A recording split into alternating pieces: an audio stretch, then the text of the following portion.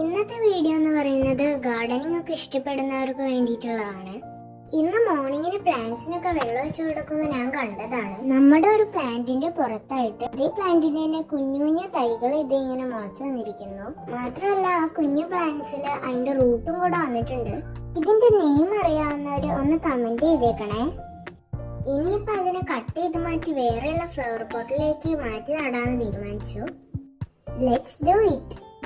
ഞാൻ പറഞ്ഞ ആ ഒരു പാട്ടിനെ നമ്മൾ ഫസ്റ്റ് തന്നെ കട്ട് ചെയ്ത് മാറ്റിയിട്ടുണ്ട്. ഇനി ചെയ്യാനുള്ളത് വീഡിയോയിൽ കാണിക്കുന്ന പോലെ തന്നെ അതിൽ ഓരോ കുഞ്ഞു കുഞ്ഞു പാട്ടും കട്ട് ചെയ്ത് മാറ്റാം. എന്നിട്ട് ഇതുപോലെ തന്നെ ആക്കാം. അതിന്റെ റൂട്ട് കട്ട് ചെയ്യരുത്.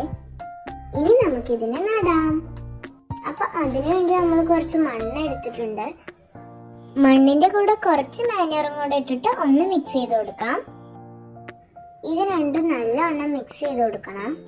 ഈ മാനർ ഇട്ട് മിക്സ് ചെയ്യുന്നത് കൊണ്ട് നമ്മുടെ ചെടി സ്പീഡിൽ വളരാനൊക്കെ യൂസ്ഫുൾ ആവും. ഇനി ആ കുഞ്ഞു കുഞ്ഞു ചെടികളെ നടാനായിട്ട് നമ്മുടെ വീഡിയോയിൽ കാണിക്കുന്ന പോലെ ഒരു ഫ്ലവർ പോട്ടോ അല്ലെങ്കിൽ ഗ്രോ ബാഗോ ഒക്കെ എടുക്കാം. നമ്മൾ നേരത്തെ മിക്സ് ചെയ്ത് വെച്ചിരുന്ന ആ ഒരു മണ്ണിനെ അതിന്റെ ഹാഫ് വരെ ഇട്ട് കൊടുക്കാം.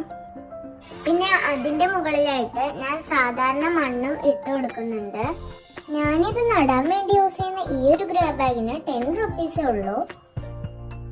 അപ്പൊ നമ്മൾ ആ മണ്ണിന് ഫുള്ളായിട്ട് അതിലേക്ക് നിറച്ചു കഴിഞ്ഞിട്ടുണ്ട്. ഇനി നമുക്ക് അതിനൊന്ന് നട്ടു കൊടുക്കാം. ഞാൻ വെള്ളോണ്ട് തന്നെ ഒരു കുഴി പോലെ ആക്കിയിട്ട് അതിലാണ് വെച്ച് നടുന്നത്.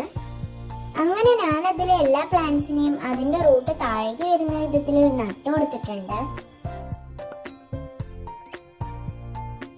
ശേഷം നമുക്ക് ഇതിനൊക്കെ ഒന്ന് നനച്ചു കൊടുക്കണ്ടേ.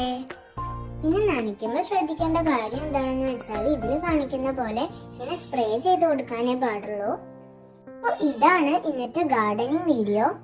ഇത് ഇഷ്ടമായ ഒരു കമന്റും ലൈക്കും മറക്കല്ലേ. Okay, by.